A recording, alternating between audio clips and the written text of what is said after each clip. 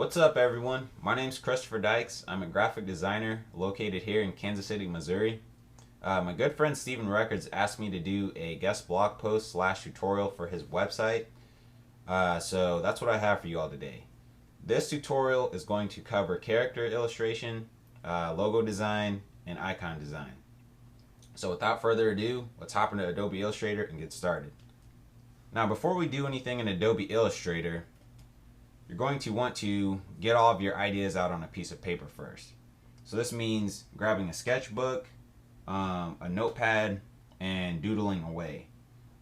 Getting all your ideas out on a piece of paper.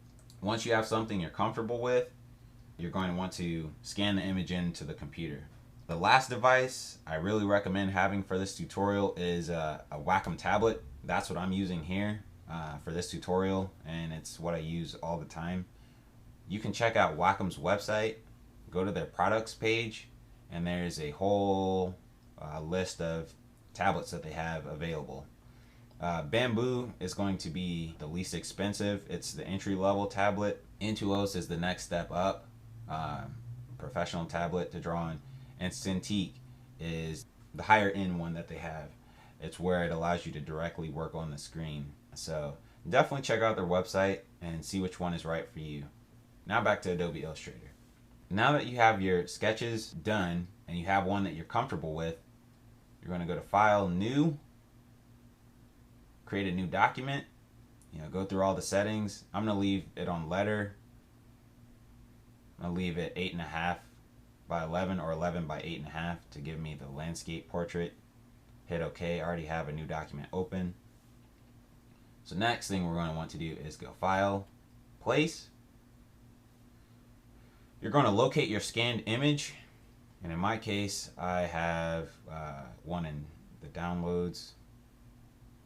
So I'm going to place my image and I'm going to lock it by hitting Command 2 or Control 2 on a PC.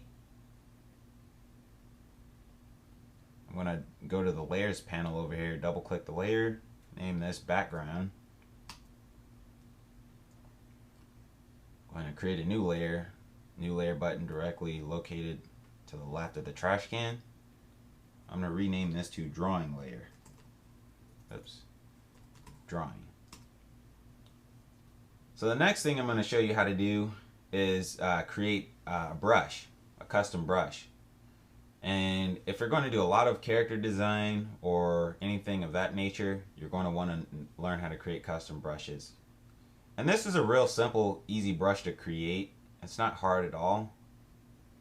So I'm going to grab the ellipse tool here, and instead of drawing a perfect circle, I'm going to draw an elongated kind of a squish circle like so. Change the color to black. Let's zoom in here. I'm going to draw another one. This one I'm going to squish just a little bit more, like so. And I'll just duplicate this one by holding Option or Alt on a Option, Alt, and Shift, and drag to create a duplicate. Then I'm going to grab my direct selection tool, go to this first elongated oval shape here, and grab the direct selection tool. I'm going to click on the point down here, and I'm going. You see these handles here? I'm going to drag those into the center point. That way, instead of having a curve, as you can see, the oval shape created a curve. So I'm going to pull those Bezier handles into the center point to create a point. I'm going to do the same thing with this one here. Just drag them in to a point, like so. And let's zoom out. And look, we have this nice transition from a point to this thick middle part to a point. And for this one, I'm just going to I'll do the same thing, but I'm just going to pull the points in at one end here, like so. And for this end, instead of pushing the points in, I'm actually going to pull out a little bit, like so. Come to the middle points here, and I'm going to just down arrow for this top one, maybe 3 times. Bottom arrow, or I'm sorry, bottom point, I'm gonna hit the up arrow 1, 2, 3 times. And see the handle for this bottom one, for the right side, I'm just gonna kind of drag it into the black portion a little bit, like so. Take this top one and do the same thing, just drag it in like that. So these are the templates for my brushes here. They're just custom shapes that I created for my brushes, and these are the custom brushes I'm going to use. So now to create a new brush, you're going to grab the selection tool, shortcut is V. I'm going to come over here to the brushes panel, to the drop down list, create a new brush. For brush type, I'm going to come down to new art brush, hit OK. Let's name this ink brush 1. Okay, so now that we have that named, that's good. Width, you can leave at 100. The direction is fine from left to right.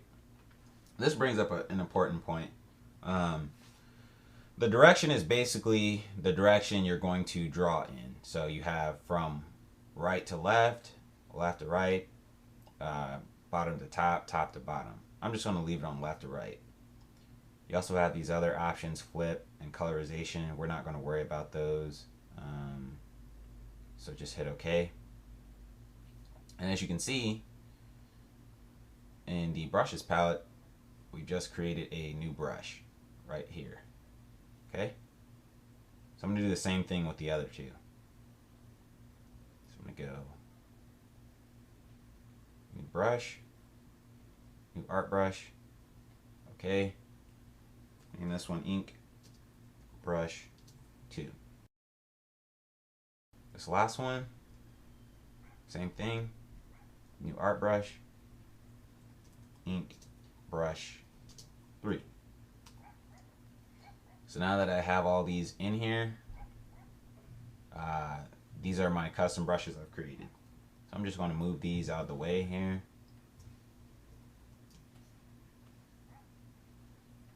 So here's where the cool part comes in of having created these custom brushes. So because I have a Wacom tablet, I'm going to grab my brush tool, my paintbrush tool here, keyboard shortcut B, and check this out. Now I can draw and have varied lines. I'll just select one of these other ones.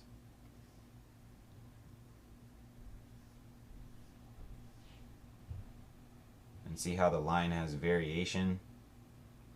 Because the default brush just gives you one consistent line. And I mean, which can be fine if that's the look you're going for. But when you create custom brushes or have brushes that have varied lines, it just looks a whole lot better, especially when doing character designs. So that's the paintbrush tool, and it's using this custom brush with the paintbrush tool is very helpful or very useful when using a Wacom tablet if you have one. But for those of you that don't have a Wacom tablet, it can be a little rough to try to use the paintbrush tool like this. So what I recommend doing is using the pen tool or keyboard shortcut P. So as you can see, the pen tool is kind of a difficult tool to use. It just takes practice getting used to. I'm not going to do a tutorial for this today. If you want to learn how to use the pen tool, There are plenty of tutorials out there on the internet that will show you how to use it and how to use it properly.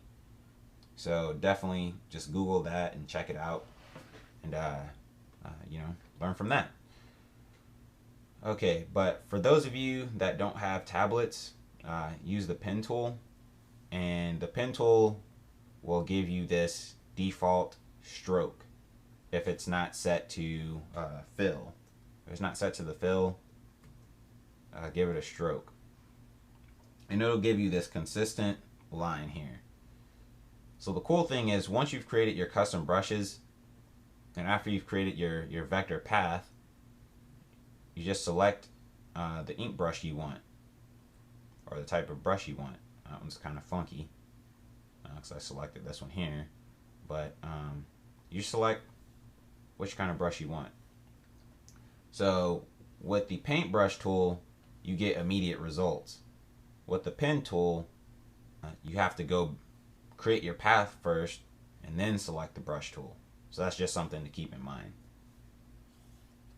Okay, now that we have that out of the way, let's go ahead and discuss doing these characters. So the first thing I'm going to want to do is select one of these characters. I think I'm going to use this one here. He's kind of cool looking. So just going to kind of zoom in and get into position here. Next, I'm going to figure out which brush I want to use. I want to use the paintbrush.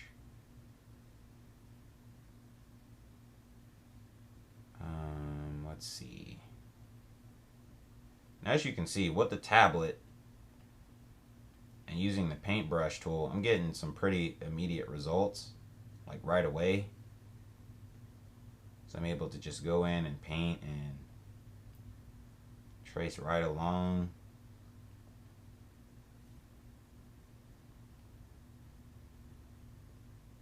But I don't know if this is necessarily the way I want to go about it, which can be nice, but I think I'm going to use the paintbrush tool for all of the little details.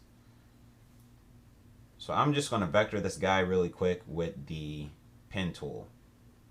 Because this is a tutorial and I want to keep this in a certain time limit, I'm going to go ahead and vector this guy out, and we'll probably fast forward in the final video.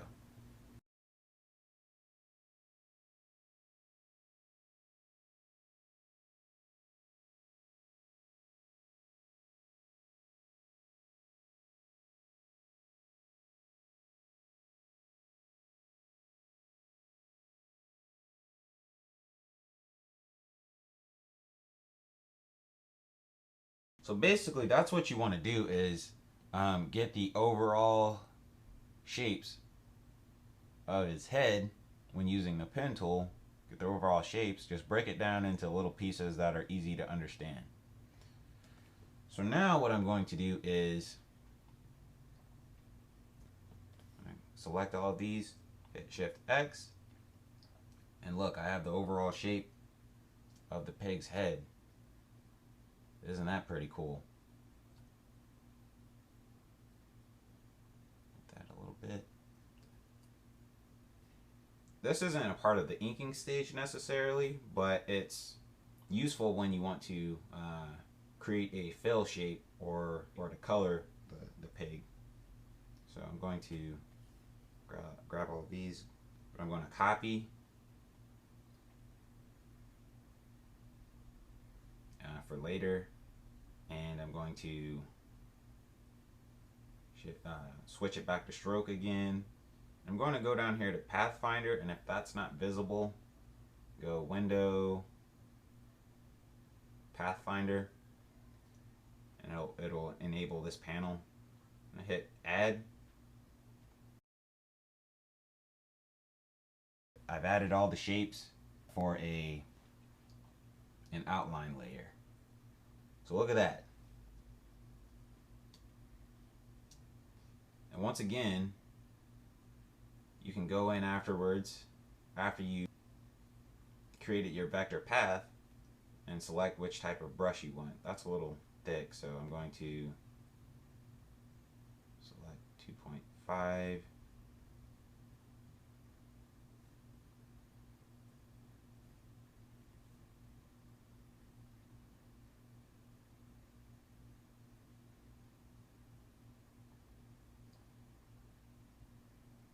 And just play around with the brush. Maybe you like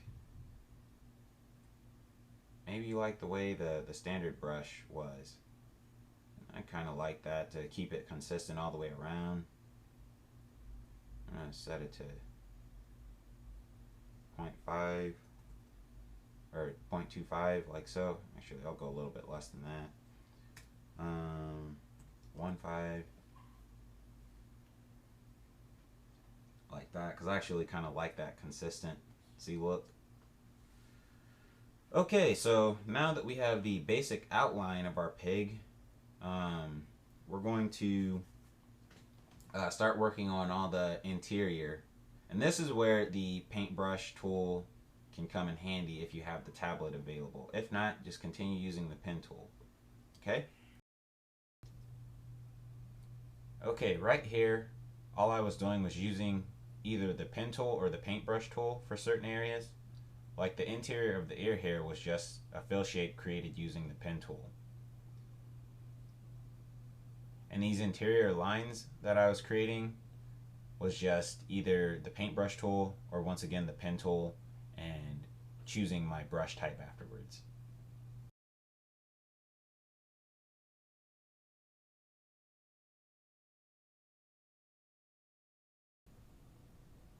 Okay, so now I've jumped ahead a little bit just to show you the completed image after using a combination of the pen tool and paintbrush tool to ink the drawing I had. So this is what I came up with. And as you can see, it's a pretty time-consuming process, and the more complicated of a sketch you have, the more detailed you want to get, the more time it takes to do. But this is normally it to the process. Now if you want to take it a few steps further and actually color this guy, which is what I think I want to do, I had that copied layer that I had from earlier. I'm going to just combine all of those by hitting the unite or add in the Pathfinder, and let's select a kind of a pinkish color for a pig. I think that's good. I'm going to paste behind. Actually, let me just go.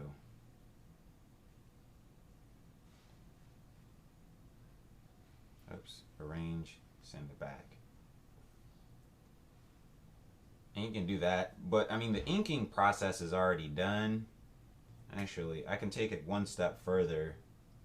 Normally, sometimes what I like to do is once I'm pretty satisfied with what I have, and I know I'm not going to make too many alterations here afterwards, I'm going to just go to Object and Expand Appearance. That way, now these brush strokes I made, they're no longer stroke paths. They're actually shape layers, as you can see. And now I can manipulate them just like shape layers. So, for instance, I'm just going to go in and actually widen, fix certain areas that I think would look a little bit better if I just manipulate them a little differently. Okay, so I fast forwarded again because all I'm doing here is just manipulating my lines that I've created and throwing in some base color. That for the most part is it, unless you want to go in and actually shade the character. Now, shading the character, the more you want to add to the character, the more time consuming it gets. So let's say we want to shade him and add that next level of realism, because right now it still looks like a cartoon character, and which it should. I mean, you could leave it like this and it's fine, But if you just want to add that next level of realism and add shading to it, that's just going to give it that extra finesse, I guess. So I fast forwarded again, and this time all I'm doing is just putting in my shadows. The most important thing is to define a light source. In my case, mine was coming from the upper left, so all my shadows are going to be on the right side of the pig's face. Okay, so I've jumped ahead just a little bit, and I've already blocked in all my shadows according to my light source. Now this is just a rough idea, and you can be as detailed or as accurate as you want to be when doing this. It's just completely up to you. But I do recommend, if you are going to do it for a client or you're going to get paid to do this character design, that you be as accurate as you can. I just did this and added in these shadows just to give him a little bit more dimension, because I wanted to make him look a little more lifelike and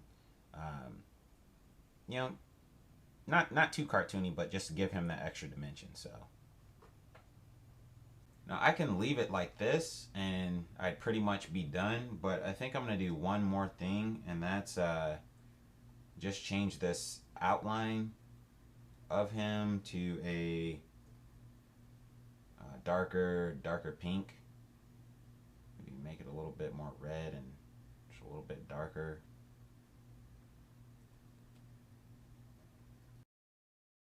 So I'm just going to go in and grab all these outline shapes I had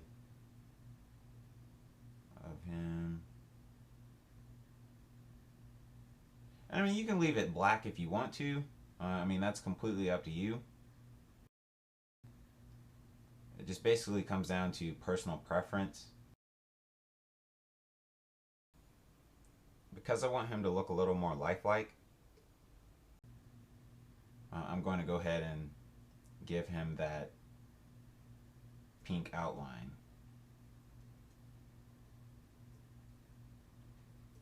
Just going to grab all my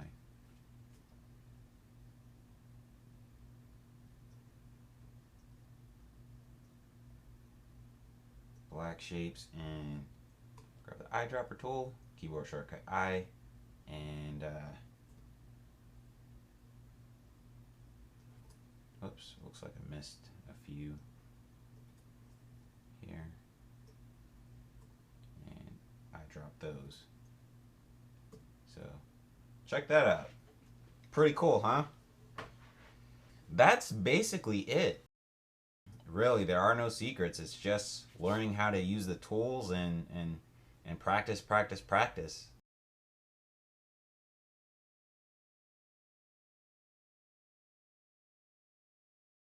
Once you're done with this and you got it looking the way you want, let's move these lines out the way, or just delete them all together.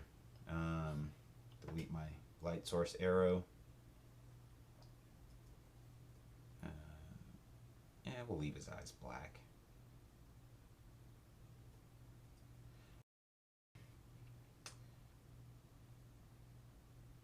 And see, we'll just turn off the background layer to see what he looks like.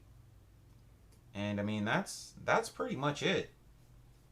As far as when it comes to doing characters or icons, it all applies. I mean, just with a full body character, you're just going to do a little bit more work. It's going to take a little bit of time. You'd want to get in all of your outlines first, then go back and do the flat coloring. So you get in your base colors like this bottom pink layer I have here, and then finally you come back in and do your shadows, right? That's it. That's all there is to it. There's no other secrets, nothing else. Just follow these techniques and, just practice, and you'll get there. Okay, so the very last thing I want to discuss here is logo design. Now, this tutorial is already way too long, so I've gone ahead and fast forwarded through this portion, but the same concept from the character design tutorial applies here as well. The first thing you're going to want to do is draw up your letters if you're going to create custom letters. and you're going to import them. After that, you're just going to vector them. Once again, you're going to break it down into its basic shapes. With my logo, majority of the letters were either circle shaped or rectangle shaped, so I just went ahead and placed circles and rectangles where I thought they needed to be. Then using the pen tool, I placed extra points on the circle or rectangle, and I'm going back in and just using the direct selection tool, that's the white arrow tool, keyboard shortcut A, and moving points to where they should go. And then I'm using the unite tool found in the Pathfinder and combining the two shapes together.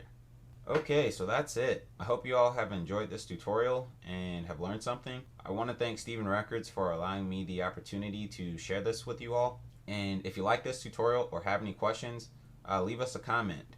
I hope you apply some of these techniques that you've learned here today into your workflow. And if you do, send us a link. We'd love to see it. My name's Christopher Dykes, and I will see you all next time.